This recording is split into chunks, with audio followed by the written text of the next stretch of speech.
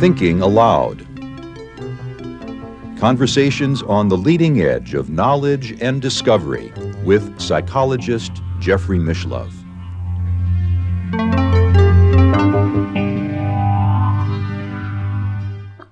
Hello and welcome. I'm Jeffrey Mishlove. We'll be exploring yoga psychology today. With me is Professor Debashish Banerji, the Haridas Chaudhuri Professor of Indian Philosophies and Culture, and also the chairman of the Department of East-West Psychology at the California Institute of Integral Studies in San Francisco. Debashish is the author of Seven Quartets of Becoming, which is his interpretation of the yoga psychology of Sri Aurobindo. He is also the editor of a newly released anthology called Critical Posthumanism and Humanity's Futures. Welcome, Debashish. Thank you, Jeff. It's a pleasure to be with you. Let's talk for a moment about the California Institute of Integral Studies, because it's probably the leading academic institution in the United States that offers programs in yoga psychology and related topics. Yeah, quite true, Jeff. I think there are a few other places like Naropa, for example, which offer courses in similar topics. The idea behind the California Institute of Integral Studies originates from a time when the American counterculture was very active. And even today, some people think of it as a hippie school. Mm-hmm. But I think the idea is to bring into academics the various ways by which we can explore the possibilities of a greater, more utopian life, mm-hmm. a life which is more harmonious with the world, with nature, and with human psychology. So I think alternative psychologies play a very important part in the academics of CIIS. When I was an undergraduate studying psychology at the University of Wisconsin, the concepts of that we would associate with yoga psychology were briefly discussed in terms of what they call cross-cultural psychology. Quite true, quite true. I think there's still, even today, there is a category called cultural psychology. Mm-hmm. But I think yoga psychology as a new field is more properly classified under transpersonal psychology. It's the whole attempt to map the hidden sources of consciousness in the human psyche. Mm-hmm. Well, a good place to start, I suppose, would be with the Yoga Sutras. That seems to be the document that explains in very crisp terms through the use of aphorisms, basically, what yoga psychology is about, wouldn't you say? I'd say it would be one of the important sources. I think yoga psychology would be spread over a very large number of texts mm-hmm. and practices.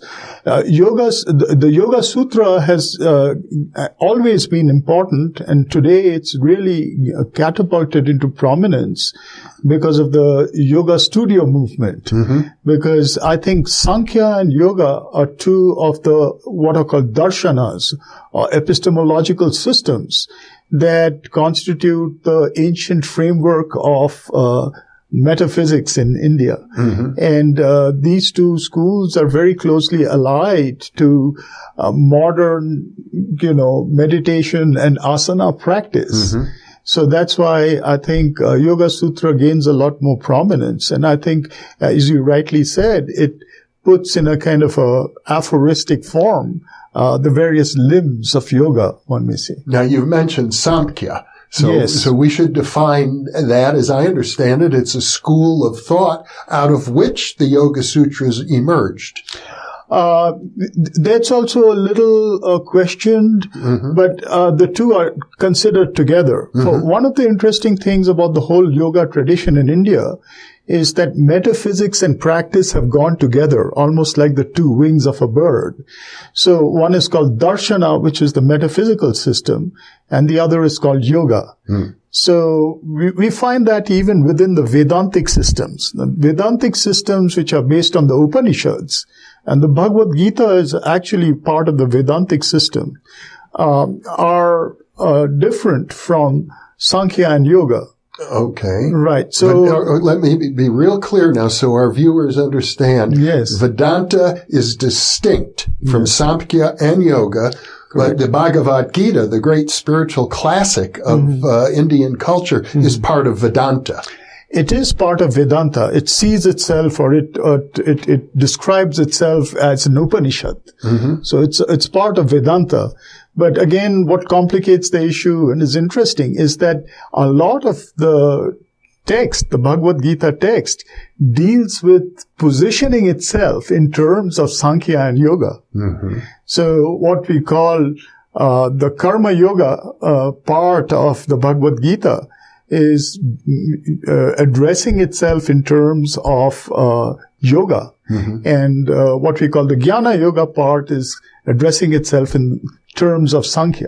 Well, now you've already mentioned a few new terms, Karma Yoga, Dhyana Yoga. So there are many kinds of yoga. Exactly. I mean, we come exactly to the central point, which is that there are so many kinds of yoga in the whole field of Indian understanding. And each kind of yoga has got many types of practices, many links to different metaphysics that are connected with it. It may surprise some of our viewers to know that the word yoga itself, which is derived from Sanskrit, it comes from the same root word that we have in English for the word yoke, like you yoke a couple of oxen together to plow the field. You are absolutely right, Jeff. And the origin of the word yoga, which ultimately you may say that there are precursors to the word yoga in the Veda, like yagya, for example, which means a ritual of sacrifice. But to do the ritual of sacrifice, you need to bring certain things together and create a certain unity. So in the Upanishad, in the Katha Upanishad, for example, we first come across the notion of yoga. And there they're talking about an alignment of the various heterogeneous aspects of our psychology to form a certain vehicle, one may say, almost like a chariot. You used yoke, just as we yoke the horses to a chariot. So they're talking about the senses as being horses. And they're talking about the sense mind as being the reins. And then the intelligence is the charioteer. And the self, or the Atman, is the rider. And how do we put these together? How do we make it run as a single system so that we can move towards a higher goal? This becomes the entire definition of yoga. So I think one of the things it recognizes is that yoga is the bringing together of heterogeneous elements which are otherwise separated and going in their own way. How do we create a system of togetherness psychologically? And secondly, what is the goal towards which we are going to apply this? And the different yogas have different goals and different ways of assembling these heterogeneous elements. Well, it's very different than Western psychology. We normally think of Western psychology these days as an experimental science, pretty much divorced from our philosophical traditions, our mythological traditions, that if you can't look at it experimentally or clinically, it's not part of psychology. But you're using the term psychology, I think, in a much broader sense than Western academics usually would apply. You're quite right, Jeff. And I think we can look at it from both sides. If we look at it from the Western frame, then this explanation of yoga, or the indigenous understanding of yoga, doesn't entirely apply. What's really interesting is in modern times, you have people like Vivekananda, who has tried to talk about the yoga tradition as a science. And he's really conceptualizing a new kind of science, which is an experimental science, but a subjective experimental science.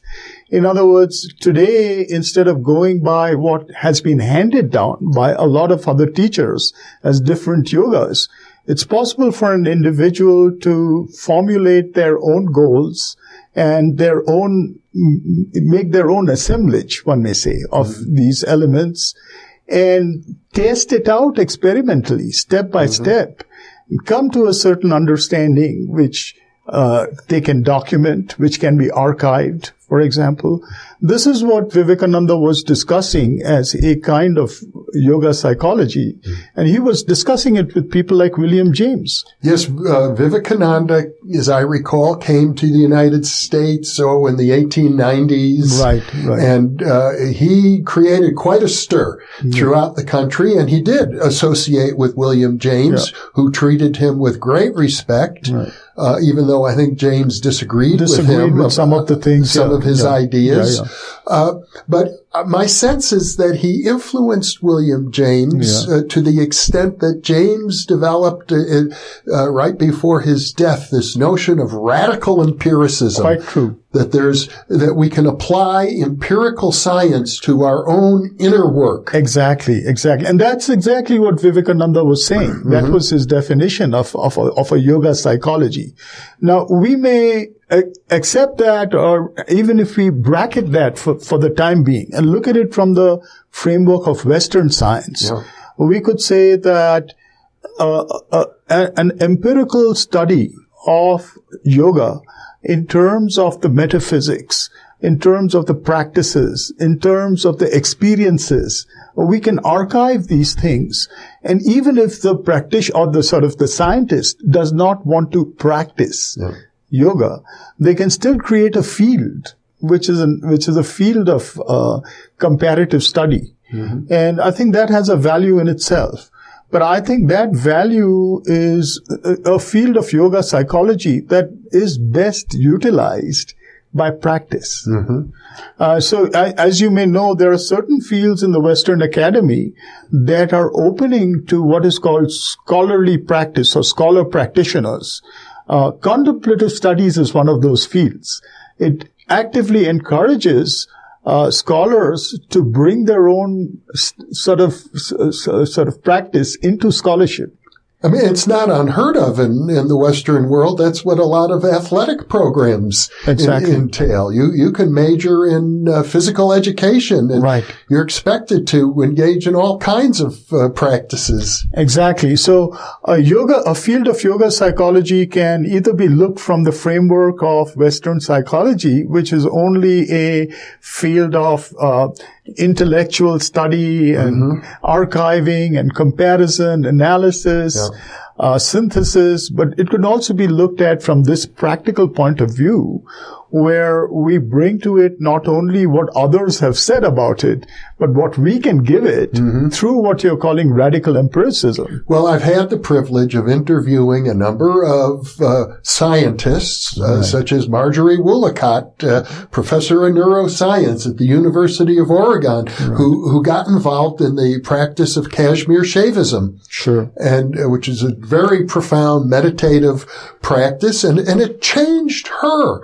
Dramatically. She's a different person as a result of that, but she can describe the changes she's gone through in terms of neuroscience and in terms of the philosophy of the mind-brain relationship. It seems to me that because in the last 30, 40 years, many Western scientists have taken up practices related to yoga.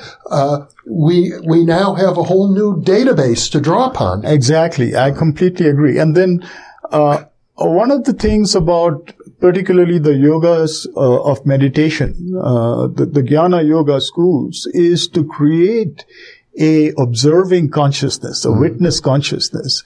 And that kind of state is really conducive to a phenomenology of experience.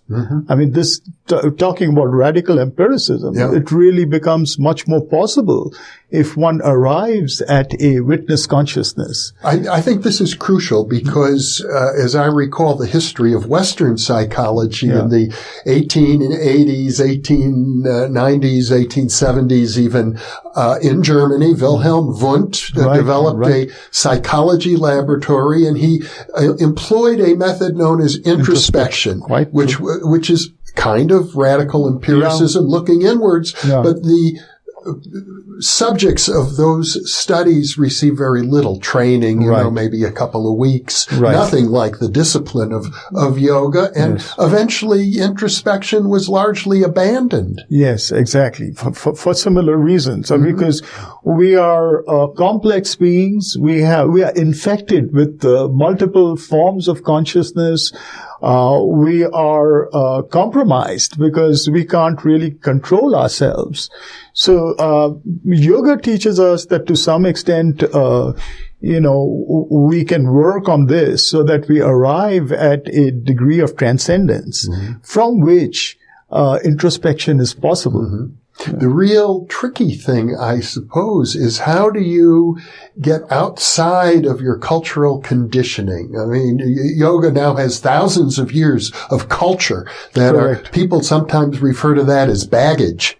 And scientists like to eliminate all that baggage, start fresh, think about it freshly. But is it possible to do that?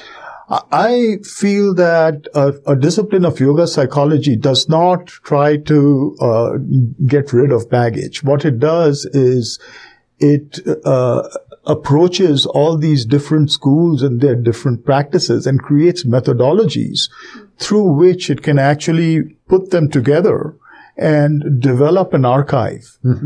So the baggage is not necessarily isolated within a certain group, or nor is it denied, you see. And I would say that would be part of what one would call a yoga psychology, to develop that kind of research program that studies. You talked about somebody who's practicing Kashmir Shaivism. We can today look at what is the metaphysics of Kashmir Shaivism, what is the terminology and goal of Kashmir Shaivism. We can look at the practices that are involved in it. All this is already within Kashmir Shaivism. But we can go further. We can look at what are the kinds of experiences that are available through Kashmir Shaivism.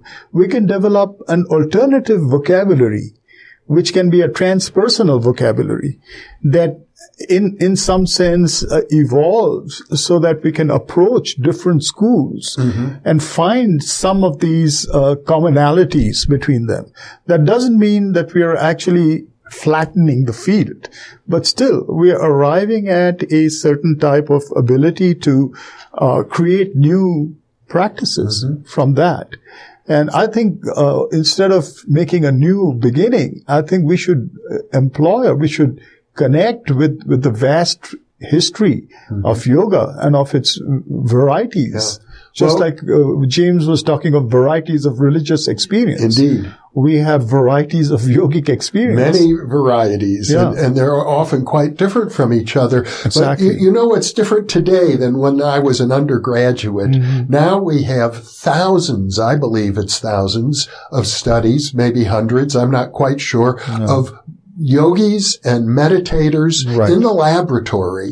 So, in the past, researchers didn't believe that some of the claims of the Yoga Sutras, the siddhis, the powers of yoga were even possible. It was treated as fantasy. But now we have laboratory studies validating that. Absolutely. And there are certain sites like SLN where Michael Murphy has put a lot of attention to these siddhis and how they can be cultivated, how they can be validated.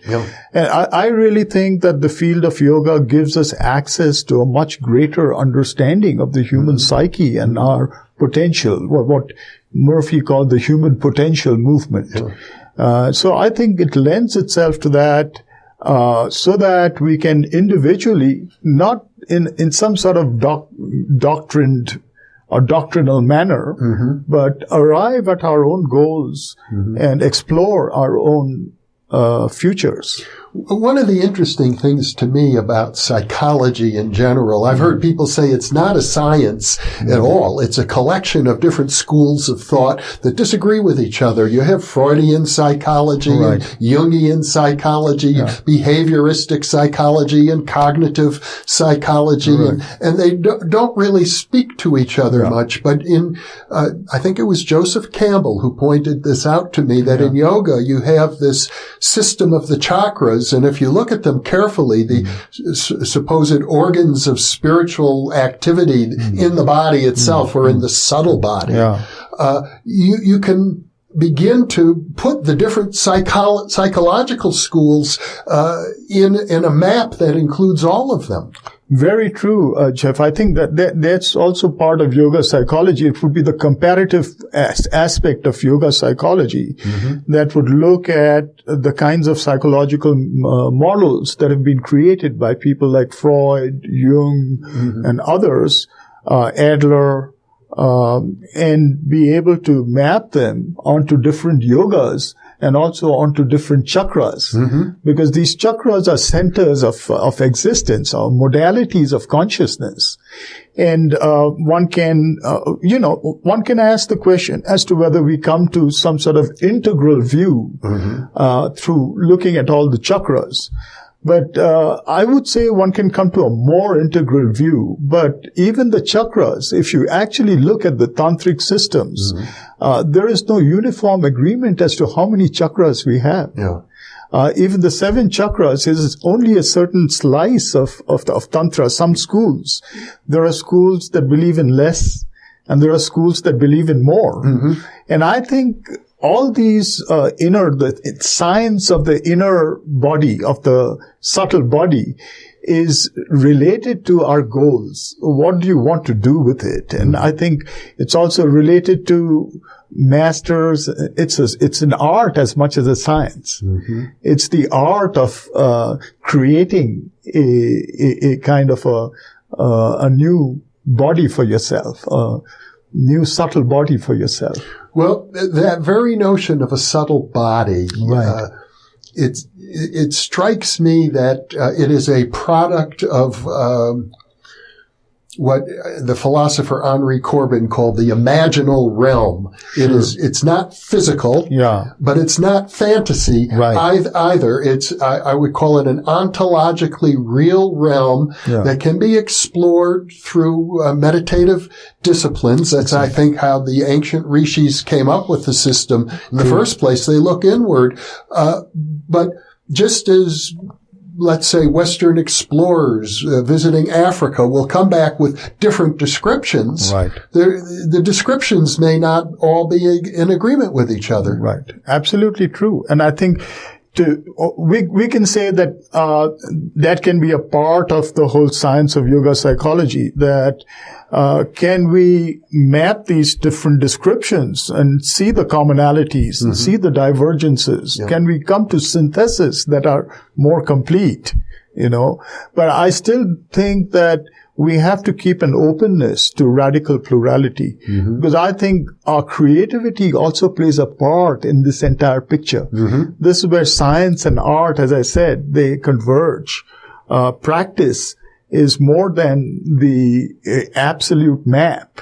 Practice creates new maps as well. Well, Western psychology, Western science in general is based on the notion of an objective world out there, that if we just put aside our subjectivity, we can measure the objective world precisely and understand it precisely. But I gather that, there's another approach, the hermeneutic approach to understanding, in which it's well acknowledged that each contributor to a hermeneutic understanding is changing it, is modifying it by their very being. True. That is true. And that's the reason why the subject-object split has been problematized in our times, even in philosophy. And we're looking for ways by which we can overcome that duality and see reality as something in which we participate. It's a participatory objective reality, not fixed objective reality. So I gather that at schools such as CIIS, Right. where you teach California Institute of Integral Studies, you will have faculty members and students who are deeply engaged in various yoga practices. Yes, I think the notion of the scholar practitioner is really normative in places like CIIS. Most of the people who come there for scholarship are following some practice of their own, and they're bringing that into the picture. They're not encouraged to throw that aside. They're encouraged to articulate it, to find an academic way of discussing it and bringing it into a larger universal frame. I'm thinking now of George Herbert Mead, who was a social psychologist who developed the concept of the participant observer in sociological research and anthropological research. Anthropologists embed themselves in the communities that they're studying so that they can see them from the inside. Exactly. So when we teach research methodology, it's methodologies of that kind, which is collaborative research, participatory research, even activist research, which really include autoethnography. These are methods of research that include the practitioner in the entire methodology rather than being an objective observer. In that sense. So when I was an undergraduate studying psychology, it was extremely rare for anybody to be practicing yoga or meditation. Back in the mid-1960s, it wasn't unheard of, but it was rare. Today, it's very different. We have hundreds of yoga studios in just about every city. That's very true, Jeff. But also, I think one way the yoga studios have actually really multiplied the understanding of yoga, but I think there is a negative side to it too, which is that they have limited the understanding of yoga. Today, the word yoga is really widespread. It's entered the English dictionary. But if you ask anybody what is yoga, they limit it to the physical practices of physical well-being. Hatha yoga postures. Right. While yoga is this really enormous field of human becoming. I mean, how can we understand ourselves and go beyond ourselves? Transcendence and, the sort of unity with other forms of consciousness, cosmic consciousness, for example. So I think it's time to open up those larger, avenues of yoga that to some extent become, aborted by the yoga studio discipline. Well, as a parapsychologist myself, my interest in yoga focuses to some extent on the cities. And not long ago, I interviewed Dean Radin, who published a book about yoga. And he points out that in the Yoga Sutras, the way he describes it, it's a manual of instruction for meditation. And if you meditate for a long time, you can eventually learn to achieve a particular state called samadhi. And it's not easy to attain, but it's not impossible either. He said in his experience, he's had maybe one or two experiences, brief experiences of samadhi. And then he says in the Yoga Sutras, it says when you reach the state of samadhi, you can perform an action known as Samyama. And in Samyama, you merge your consciousness with whatever it is you wish to concentrate on. You become one with that. True. And that's when various cities open up. True. So siddhis may open up for a variety of reasons, Jeff. I mean, it's not only in samadhi that you arrive at samyama. Samyama and samyama is one method. There are many other methods for opening up siddhis. For example, the work on Sri Aurobindo, which I've written, the Seven Quartets of Becoming, a large part of that has to do with these siddhis. Some of them map on to the siddhis of the Yoga Sutra, which are called the 8 siddhis, the Ashta siddhis.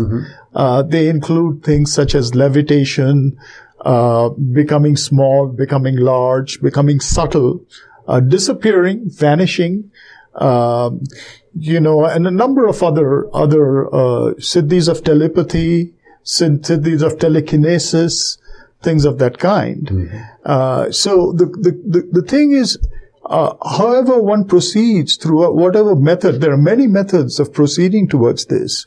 How does one document it, and how does one form this empirical study of these siddhis? To what extent are they working? What makes them and what doesn't make them work? Mm-hmm. And I think that is something that yoga psychology can create the methods for. Mm-hmm. And Sri Aurobindo in his diaries was trying to do that. So we have these documents where somebody is actually trying to document in a quasi-scientific manner the subjective experiences and achievements and what makes it possible. What are the conditions under which they're possible? Yeah. Well, and Aurobindo was a great pioneer in that regard, but of course it's understandable when you talk about things like becoming invisible, becoming larger or smaller, that many Western-trained intellectuals are going to dismiss this as nonsense. Of course, but I think that's exactly where a body of literature, which is allowed to be archived and available to everybody, mm-hmm. does what objective science does in the subjective realm. Mm-hmm. It makes it open. So those who scoff at it are welcome to scoff at it, but it exists. And as they say in science, if you see one black crow, it means that black crows exist. Mm-hmm. If you see more, then by method of induction, you say that black crows are black until you see a white crow. Mm-hmm. So I think science proceeds along those lines. And I think allowing this to happen instead of foreclosing the possibility makes it into something that opens avenues for the future. Yeah. Well, I know a lot of white crows do exist. and at the same time, in Western psychology and universities throughout the United States, they maintain the superstition that they don't exist. Right. I think that's superstition. That is super. I agree. It's time to challenge and overcome that superstition. Mm-hmm. Well, of course, I feel this deeply, as you know, because I worked hard to achieve an interdisciplinary individual doctoral diploma in parapsychology. That was nearly 40 years ago. Mm-hmm. And today in the United States, there are people who do parapsychology research, but you cannot get a doctoral diploma in parapsychology, and nobody in the world, to my knowledge, has received one since I did. So, not that there aren't people doing good research in parapsychology, but our educational system is structured to make it extremely difficult. Yes, I agree. But I think this is exactly where we have to open up the new channels and hope that this becomes more normal. Yeah. And certainly the work you're doing in the Department of East-West Psychology is an important step forward in that regard. Yes. Thank you, Jeff. Mm-hmm. Well, Debashish, once again, a very enlightening and important discussion. Thank you for being with me. Thank you, Jeff. And thank you for being with us.